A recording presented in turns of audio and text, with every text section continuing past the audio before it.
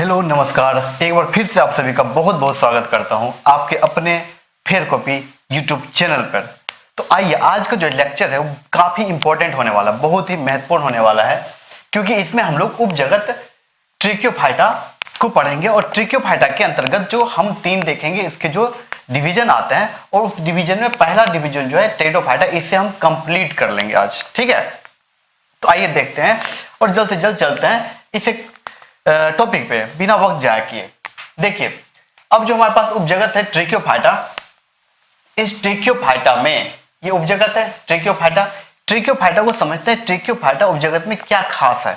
देखिए, इसमें संवहन तंत्र, इससे पहले जो हमने दो जगत देखा, दो डिवीजन देखा था, उसमें क्या था, संवहन तंत्र नहीं था। आपने देखा वाटर कंडक्शन के लिए पानी को ले जाना था, जाइलम फ्लोएम, पानी को जमीन से पत्तियों तक ले जाने के लिए, पत्तियों में जो भोजन बना उसको अलग अलग जगहों तक ले जाने के लिए फ्लोएम, ऐसा कुछ नहीं था। लेकिन यहाँ पे क्या है, संवहन तंत्र वेस्कुलर सिस्टम युक्त है, मतलब यहाँ डेवलप हो चुका है, इनके पास संवहन तंत्र है। और संवहन तंत्र है, इसका मतलब ये थोड़े हाइयर प्लांट है और ये थोड़े बड़े भी होंगे, इनका साइज आकार भी बड़ा बड़ा होगा। देखिए, संवहन ऊतक, अब संवहन तंत्र है, संवहन तंत्र तो सिस्टम हो गया, उसके जो वो ऊतक का बना होगा तो उसको कहेंगे संवहन ऊतक, वेस्कुलर टिश्यूज उसको कहते हैं। ठीक है, उसके बाद जो नेक्स्ट हमारा आता है वो क्या आता है कि ये जो संवहन ऊतक है, इसका नाम क्या है, एक है जाइलम और दूसरा फ्लोएम। हमने पहले भी आपको बताया था जाइलम और फ्लोएम के बारे में। देखिए, बहुत सिंपल सा चीज है, जाइलम फ्लोएम को समझ लीजिए, यहाँ से क्वेश्चन बहुत इंपॉर्टेंट आते हैं जाइलम और फ्लोएम से। जाइलम और फ्लोएम जो है ये कंडक्टिंग टिश्यूज है, ये एक क्या है देखते होंगे, ये वेस्कुलर टिश्यू है, ये क्या कंडक्शन का काम करता है, पानी को, खनिज लवण को जमीन से लेके पत्तियों तक पहुंचाने का काम करता है। और पत्तियों में जो भोजन बना है, जो उसने कार्बोहाइड्रेट बनाया है जो फोटोसिंथेसिस से, उस भोजन को पौधों के विभिन्न भागों में भेजने का काम करता है। ठीक है, तो एक बात समझिए कि जो जाइलम, आप यूं समझ लीजिए, मैंने कहा कि था इसे पहले लेक्चर में भी, अभी भी समझिए कि 4 मंजिला मकान है, तो 4 मंजिले मकान में पानी ले जाने के लिए क्या चाहिए, एक मोटर लगा देते हैं जो क्या करता है, जो टंकी को भर देता है, और फिर टंकी से अलग अलग जगहों पे, अलग अलग रूम में, अलग अलग साइड में पानी पहुंचा दिया जाता है। तो आपने देखा होगा कि एक ही पाइप, सिंगल पाइप सीधा कहां चला जाता है, जो जमीन पे मोटर लगाया, मोटर से एक सिंगल पाइप निकलेगा और वो पाइप सीधा कहां जाता है, वो पाइप इधर उधर कहीं नहीं जाता, वो पाइप का डायरेक्शन कहां होता है, ऊपर की तरफ, और कहां, टंकी में, पानी की टंकी में जाकर के पानी को गिरा देगा। ठीक है, अब पानी की टंकी से जो पानी हम लेंगे हमारे पास आता है, वो क्या होता है, वो देखिएगा, वो दूसरे जगह से पानी का निकल रहा होता है, नीचे टंकी के नीचे वाले भाग से, वो कुछ पाइप निकल के जाएगा बाथरूम में, कुछ पाइप वहां से पाइप आएगा, एक पाइप और अलग अलग भागों में डिवाइड हो जाता है, कोई किचन में जाएगा, कोई वॉशरूम में जाएगा, कोई जहां आपका कपड़ा साफ करने के लिए आपने बना रखा है वॉशिंग स्पेस, जहां आपने वॉशिंग मशीन लगा रखा है वहां जाएगा, आपकी किचन में आएगा, जहां बर्तन साफ करते हैं, जहां कार वॉश करते हैं, पार्किंग, वहां जाएगा, अलग अलग जगहों पे जाता है। आपने क्या देखा, जो नीचे से पाइप गया उसका एक ही डायरेक्शन था, सीधा टंकी तक पहुंचाना, लेकिन टंकी से जो पाइप आया ये बहुत सारे डायरेक्शन में जा रहे हैं। तो बिल्कुल इसी प्रकार जो जाइलम है ना, वो उसका काम क्या, पानी ऊपर तक ले जाना, तो एक डायरेक्शन बस, लेकिन जो भोजन बना वो विभिन्न अंगों तक पहुंचाएगा, तो उसका क्या, मल्टी डायरेक्शनल, बहुत सारे दिशाओं में ले जाएगा। तो क्वेश्चन आता है कि जाइलम जो है वो कैसा होता है, यूनिडायरेक्शनल। जाइलम का जो कंडक्शन है, जाइलम जो का जो संवहन है, पानी ले जाने का काम है, वो क्या है, यूनिडायरेक्शनल, जबकि फ्लोएम का जो वो होता है मल्टी डायरेक्शनल। ठीक है, ये क्वेश्चन आते हैं। तो अब जान लीजिए, तो ये जाइलम और फ्लोएम है, इसका काम समझ गए, ये पानी, खनिज लवण जो भी जमीन से सोख करके एब्जॉर्ब करके ऊपर ले जाने का काम करेगा, और फ्लोएम का काम है बने हुए भोजन को विभिन्न भागों में, पौधे को विभिन्न भागों में पहुंचाने का काम करेगा। ठीक है, तो जिसमें संवहन तंत्र प्रेजेंट हो गया, जिसमें संवहन तंत्र होगा वो सब किसके अंदर आएगा, ट्रिक्योफाइटा के अंदर आएगा। तो देखिए, ट्रिक्योफाइटा के अंतर्गत 3 डिवीजन आते हैं, कौन कौन से, एक आता है टेरिडोफाइटा, दूसरा आता है अनावृत बीजी, और जो अगला आता है वो आता है आवृत बीजी। तो टेरिडोफाइटा वही है। देखिए, टेरिडोफाइटा इसको कहते हैं जिम्नोस्पर्म, इसको एंजियोस्पर्म। ठीक है, ये हो गया जिम्नोस्पर्म और ये एंजियोस्पर्म। ठीक है। और ये तो टेरिडोफाइटा हमने यहाँ लिख ही दिया, टेरिडोफाइटा, ठीक है। तो अब समझ गए होंगे, यानी कि टेरिडोफाइटा जिम्नोस्पर्म और एंजियोस्पर्म, टेरिडोफाइटा अनावृत बीजी, आवृत बीजी, ये 3 डिवीजन हमको देखने को मिलता है। अपन सबसे पहले पहला जो डिवीजन है टेरिडोफाइटा, उसे हम लोग अनकवर करेंगे, उसे हम लोग जान लेंगे, उसके सारे कैरेक्टर्स को आज इस लेक्चर में हम लोग जान लेते हैं। उससे वही क्वेश्चंस, वही टॉपिक हम लोग डिस्कस करेंगे जो एग्जाम में आते हैं और जिससे क्वेश्चन पूछे जाते हैं, ठीक है। देखिए सबसे पहला चीज, टेरिडोफाइटा बीज रहित है, इसमें बीज नहीं बनेगा, पुष्प भी नहीं बनेगा, मतलब फूल और बीज दोनों नहीं बनेगा, ठीक है। पुष्प सिर्फ और सिर्फ किसमें बनेगा, इसमें बनेगा, बीज इसमें बनेगा लेकिन इसमें पुष्प नहीं बनेगा। यहां से फूल यहां बनता है, ठीक है, फूल कहां बनेगा, फूल यहां बनेगा इसमें, ठीक है, एंजियोस्पर्म में। तो इसमें क्या होगा, पुष्प और बीज नहीं होगा। तो जिसमें बीज नहीं होता है तो इसका मतलब क्या है, उसका जो गैमेट है छिपा हुआ है, तो इसलिए इसको बोलेंगे क्रिप्टोगेम्स। क्या बोलेंगे, क्रिप्टोगेम्स। तो क्रिप्टो मतलब मैंने यहां लिख दिया, पूछा जाता है क्रिप्टोगेम्स किसे कहते हैं, तो हिडन गैमेट, जिसका गैमेट क्या हुआ, छिपा होगा, जिसमें बीज नहीं बनेगा। याद रखिएगा, जिसमें बीज नहीं बनेगा, जिसमें प्रजनन बीज के बिना होगा, उसको कहेंगे क्रिप्टोगेम्स। तो ये क्रिप्टोगेम्स, ये क्या हो गया, क्रिप्टोगेम्स। इससे पहले वाला भी दोनों डिवीजन क्रिप्टोगेम्स में ही आएगा क्योंकि उसमें भी बीज नहीं बन रहे थे, ठीक है। अब देखिए आवास, इसका नीच यानी सॉरी इसका हैबिटाट कहाँ रहता है, तो देखिए कहाँ रहेगा, कूल मतलब ठंडा जगह पे रहेगा, डैम्प आर्द्र भूमि, सैंडी वाल, आर्द्र मतलब डैम्प, डैम्प आप देखेंगे ना होंगे बाथरूम के बाहर या बरसात के दिनों में आप देखते हैं घर में डैम्प मार देता है। मतलब क्या होता है, बाहर बारिश हो रही है, उधर से पानी क्या होता है आ जाता है, वो क्या कहते हैं, पानी का रिसाव होकर के आ जाता है, तो वही वो उसको क्या कहते हैं, डैम्प मार देता है। बाथरूम से भी, अगर बाथरूम में के बगल वाले रूम में देखिएगा दीवार पे डैम्प मार देता है, रिसाव पानी का आ जाता है, वही हुआ। तो डैम्प और सैंडी वाइल, सैंडी मतलब बलुआही जमीन पे, ठीक है, पे क्या मिलेगा, आर्द्र और बलुआही जमीन पे, मिट्टी में, आर्द्र और बलुआही मिट्टी में आप में ये जो ये वाला टेरिडोफाइट जो है वो वहीं उगेगा, वहीं वो अपना उसका आवास वही जगह है जहां क्या है, आर्द्र है और बलुआही जमीन है, वहीं पे टेरिडोफाइटा ग्रो करता है। एक बहुत इंपॉर्टेंट बात यहां देखिए, वेरी वेरी इंपॉर्टेंट, मैंने टिक लगा दिया है, यहाँ पे स्टार लगा दिया है, VVI, ठीक है। निषेचन हेतु इसको जल की आवश्यकता, सफल स्थलीय पादप, पहला पादप जो जमीन पे सफलतापूर्वक अपना जीवन निर्वाह कर रहा है, तो ये क्या हो गया, सफल स्थलीय पादप कहलाएगा।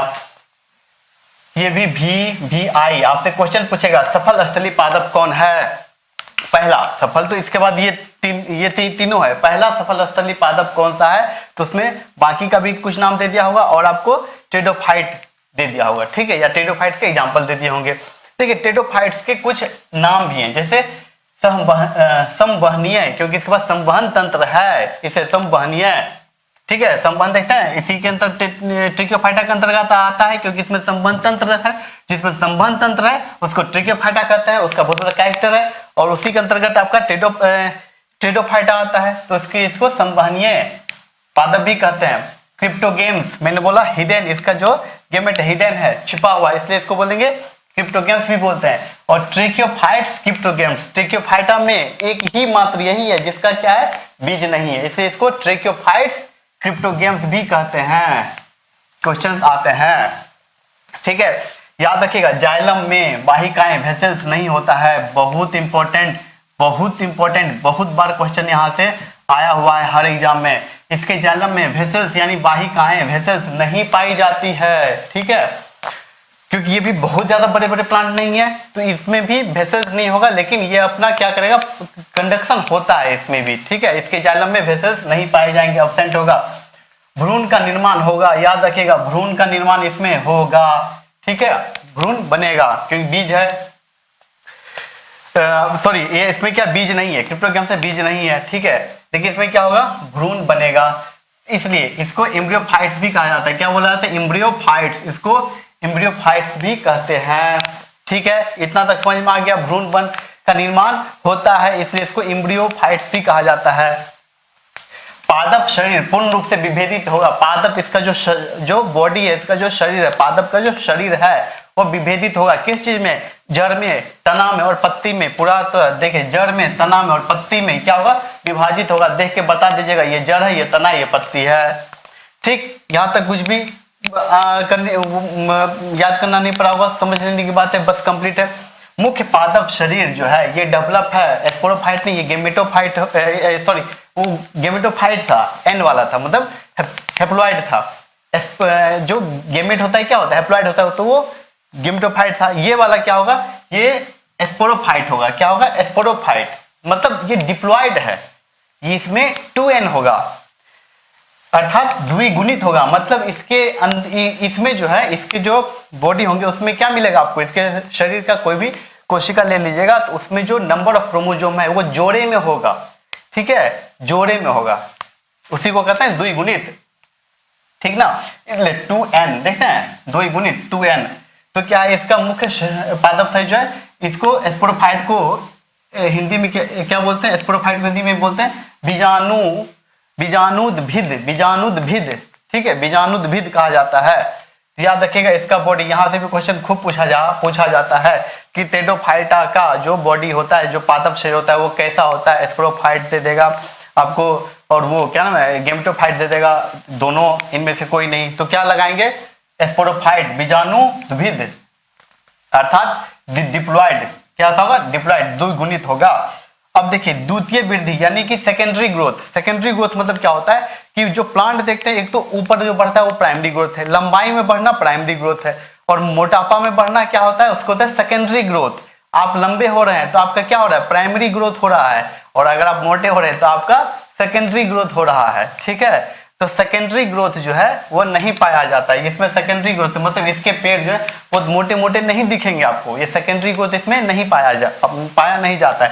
सेकेंडरी ग्रोथ की वजह से क्या होता है, मोटा होता चला जाता है। मोटा जो पेड़ पौधा होता है वो सेकेंडरी ग्रोथ की वजह से होता है। ठीक है, तो इसमें सेकेंडरी ग्रोथ नहीं होगा। ठीक है, देख लीजिए यहाँ भी इंपॉर्टेंट, ये जो भी अलग कुछ है वो सब के सब इंपॉर्टेंट है, और ये क्वेश्चन आते हैं, यहाँ ये क्वेश्चन आते हैं, इसलिए याद रखिएगा। सेकेंडरी ग्रोथ, द्वितीय वृद्धि नहीं होती है। एक बहुत इंपॉर्टेंट यहाँ पर कि एक ऐसा भी है टेडोफाइटा, एक टेडोफाइटा का एक पादप है जिसमें सेकेंडरी ग्रोथ होता है, मात्र एक है, सिर्फ और सिर्फ एक। तो याद रखिएगा उसका नाम है आइसोएटिस। ठीक है, आइसोएटिस एकमात्र टेडोफाइटा है, ये यूपीएससी में क्वेश्चन पूछा हुआ है। एकमात्र टेडोफाइट्स है जो द्वितीय वृद्धि करता है। तो द्वितीय वृद्धि करने वाला टेडोफाइट्स कौन सा होगा, कौन सा टेडोफाइट्स है जिसमें द्वितीय वृद्धि होता है, पूछा जाता है। तो हम तो जानते हैं टेडोफाइट्स में द्वितीय वृद्धि नहीं होता, लेकिन एक होता है, उसका नाम है आइसोएटिस। याद रखिएगा, आइसोएटिस एक ऐसा टेडोफाइट्स है जिसमें द्वितीय वृद्धि होता है, और ये क्वेश्चन आते हैं, पूछे जाते हैं। अब आता है प्रजनन। देखिए ये प्रजनन कैसे करेंगे, तो मैंने बताया ना कि ये स्पोरोफाइट है, तो याद रखिए स्पोरोफाइट है तो किसी स्पोर फॉर्मेशन के द्वारा, किसके द्वारा, स्पोर फॉर्मेशन, स्पोर किन्हीं बोलते हैं, बीजाणु निर्माण के द्वारा। यहाँ पे था बीजाणु, तो बीजाणु निर्माण के द्वारा, किसके द्वारा, बीजाणु निर्माण के द्वारा ये क्या करेगा, अपना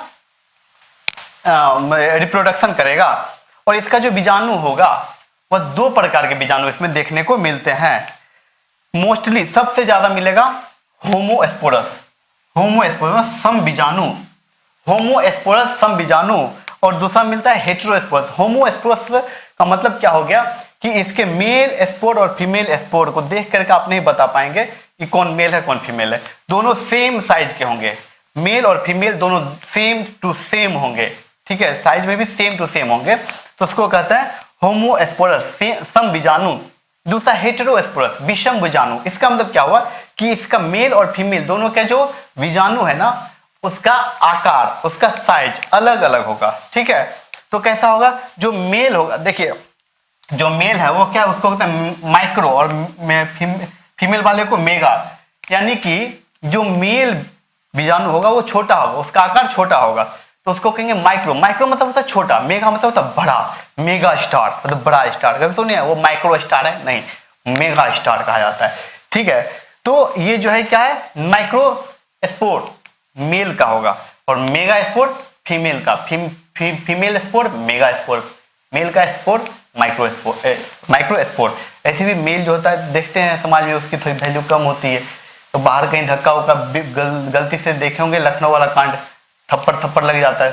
मेगा स्पोर्ट थी वो, और वो जो कैब ड्राइवर था वो माइक्रो स्पोर्ट था इसलिए, ठीक है। तो female micro sport, female mega sport और मेल माइक्रो स्पोर्ट होता है, ठीक है। अब अपन इसका कुछ डिवीजन देखेंगे, उसके एग्जांपल देखेंगे और कंप्लीट हो जाएगा अपना ये।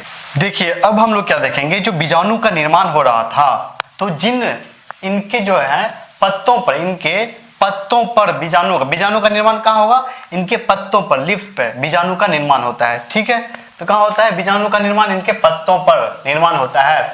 और जिन पत्तियों पर बीजाणु का निर्माण होगा, बहुत इंपॉर्टेंट, यहाँ से क्वेश्चंस बहुत आते हैं, ये है क्वेश्चंस, यहाँ देखिए ध्यान से, जिन पत्तियों पर, टेडोफाइटा के पत्तियों पर बीजाणु का निर्माण होगा, और लेकिन सब पत्ती पे नहीं होगा, कुछ पत्तियों पे होगा। और जिन पत्तियों पर, जिन पत्ती नहीं, उसका कोई पत्ती नहीं है, पत्ती, लीव्स, जिन पत्तियों पर बीजाणु का निर्माण होगा उसको स्पोरोफिल्स कहते हैं। क्या बोलते हैं? स्पोरोफिल्स, स्पोरोफिल्स क्या बोलते हैं उसको? स्पोरोफिल्स बोलते हैं। ये लिख लीजिएगा, स्पोरोफिल्स,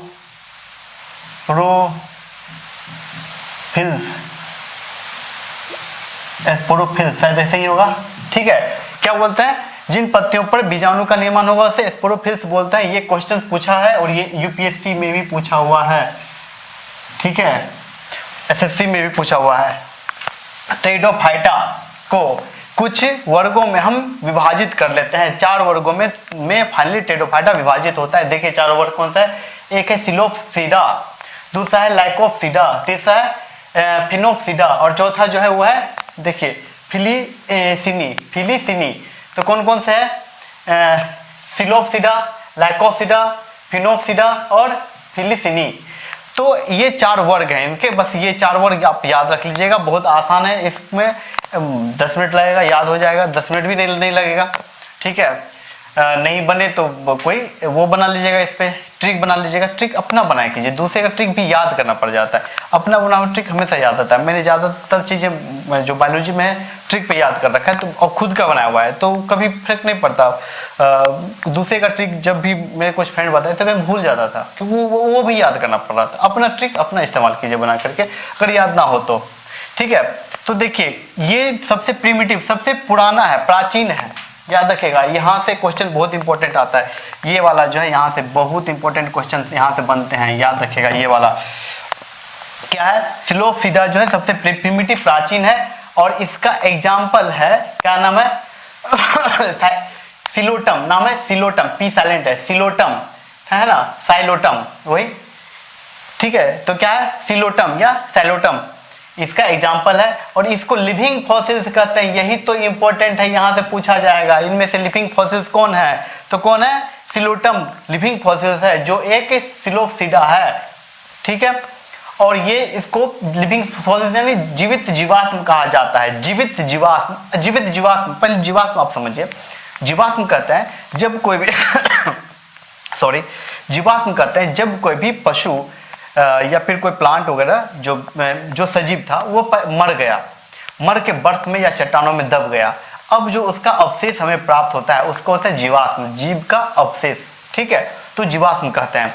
तो इसको लिविंग फॉसिल्स कहते हैं, इसको जीवित जीवाश्म कहते हैं। क्यों कहते हैं? क्योंकि हजारों साल से, जब ये इवोल्यूशन के दौरान जब सिलोप्सिडा बने तब से लेके आज तक इसमें कभी कोई चेंजेज नहीं आया है। जैसा था 10,000 या लाखों साल पहले जब ये पहली बार आया था धरती पर, उस समय से आज तक जैसा का तैसा है। जैसे हम लोग बंदर से इवॉल्व हो गए ना, वो जहाँ है वहीं एज इट इज है, उसमें कोई चेंजेज आज तक नहीं आया, उसमें इवोल्यूशन नहीं हुआ उसके बाद कभी, ठीक है। तो जिसमें कभी इवोल्यूशन नहीं होता, एक बार जिसकी उत्पत्ति हुई, जिस समय हुई थी प्राचीन काल में, उस समय से लेकर अब तक जैसा था वैसा का वैसा आज तक है, कोई चेंजेज नहीं हुआ उसमें, तो उसको कहते हैं जीवित जीवाश्म। क्योंकि उसकी स्टडी कर लीजिए, जैसे जीवाश्म मिला स्टडी करके आप पता लगा लेते हैं, इसकी स्टडी कर लीजिए, आपको उसी समय का स्टडी कर रहे हैं, कोई अंतर नहीं है, क्योंकि इसमें कोई अंतर ही नहीं आया, कोई बदलाव नहीं आया, तो इसको कहते हैं जीवित जीवाश्म, ठीक है। हम लोग जब पढ़ाई करते थे और कुछ लोग जो काफ़ी सालों से तैयारी कर रहे थे, रिजल्ट नहीं हो रहा था, वो सिर्फ हम लोग लिविंग फॉसिल्स करते थे। ये लोग लिविंग फॉसिल्स हैं, ठीक है। तो देखिए लाइकोप्सिडा भी एक दूसरा ग्रुप है, और इसमें देखिए इसको क्लब मॉस, लाइकोप्सिडा को क्लब मॉस भी बोलते हैं। बहुत इंपॉर्टेंट है ये नाम जो है ना, ये बहुत इंपॉर्टेंट। आपसे पूछा जाएगा क्लब मॉस किसे कहते हैं, तो किसको? लाइकोप्सिडा को, या ये आपको एग्जांपल दे रखा होगा। तो क्लब मॉस किसको बोलते हैं? देखिए लाइकोप्सिडियम या फिर सेलाजिनेला। क्या नाम है? सेलाजिनेला, सीला नहीं सेला, ठीक है, सीला नहीं सेलाजिनेला। और लाइकोपोडियम और सेलाजिनेला, ये किसका है? क्लब मॉस का, यानी लाइकोप्सिडा का एग्जांपल है। याद रखिएगा, पूछा जाता है। अब फिनोप्सिडा को हॉर्सटेल भी कहा जाता है। ये भी बहुत इंपॉर्टेंट, यहाँ से भी क्वेश्चंस आते हैं। हॉर्सटेल किसे कहा जाता है? फिनोप्सिडा को। और इसका एग्जांपल क्या है? देखिए ये है एग्जांपल, इक्विस्टम और इक्विस्टम, इसका एक ही एग्जांपल है। आप इसका मतलब आपसे जो पूछा जाएगा ये इसको याद रखिएगा। इसका जो पत्ती है फिनोप्सिडा का, इसके पत्ती पे सिलिका पाया जाता है, सिलिका युक्त होता है। सिलिका की वजह से क्या होता है कि पत्ती धारदार बन जाता है और कट लग जाए। आप उसको अगर हाथ से ऐसे कर दें तो कट जाएगा, खून निकल आएगा, ठीक है। तो सिलिका की वजह से क्या होता है? धारदार बन जाता है इसकी पत्ती। अब देखिए, अब है फिलिसिनी को फर्न भी, इसको फर्न भी कहा जाता है, बहुत इंपॉर्टेंट। फर्न जो है फिलिसिनी वाले को फर्न कहा जाता है। इसका कुछ एग्जांपल है, जैसे टेरिस, फिर है टिरिडियम, फिर है एडिएंटम। क्या नाम है? एडिएंटम से याद रखिएगा, इसको वॉकिंग फर्न भी बोला जाता है। क्या बोला जाता है? वॉकिंग फर्न या मेडन हेयर फर्न कहा जाता है। क्यों कहा जाता है वॉकिंग फर्न? देखिए ये क्या होता है, जैसे मान लीजिए पेड़ है और ये छोटा सा पेड़ होता है, ये ऐसे लिवा, ठीक है, लिवा मतलब झुक गया, ऐसे झुका, और जहाँ पे ग्राउंड को टच कर देगा, यहाँ ऐसे टच कर दे, जहाँ से उसका जिस भी डाल टच किया वहीं से एक और पेड़ निकल आएगा। फिर ये ऐसे करके फिर आगे जाकर झुकेगा, वहां से निकल आएगा। तो ऐसा लगेगा जैसे वॉक कर रहा है, ये मूव कर रहा है, इसलिए इसको वॉकिंग फर्न भी बोला जाता है, या फिर मेडन हेयर फर्न भी बोला जाता है। अब है एजोला, याद रखेगा, जैव उर्वर किसको कहा था? एजोला को जैव उर्वर भी कहा जाता है। बस यही था हमारा टेरोफाइटा, और टेरोफाइटा अपना कंप्लीट हो गया। आप हमसे मिलिए, हमारे लिंक में दिया गया हमारे इंस्टाग्राम पाइए, लाइव कोच अभिजीत नाम से, वहाँ हमसे जुड़िए, मिलिए, सवाल कीजिए। हम आपके किसी भी तरह का आपका सवाल हो उसका जवाब वहाँ जरूर उपलब्ध है, पूछिए, हम आपसे वहाँ मुखातिब होंगे। हमारे साथ बने रहने के लिए, बार बार अपने चैनल पे आकर हमें अपना प्यार देने के लिए आप सभी का तहे दिल से आभार, धन्यवाद।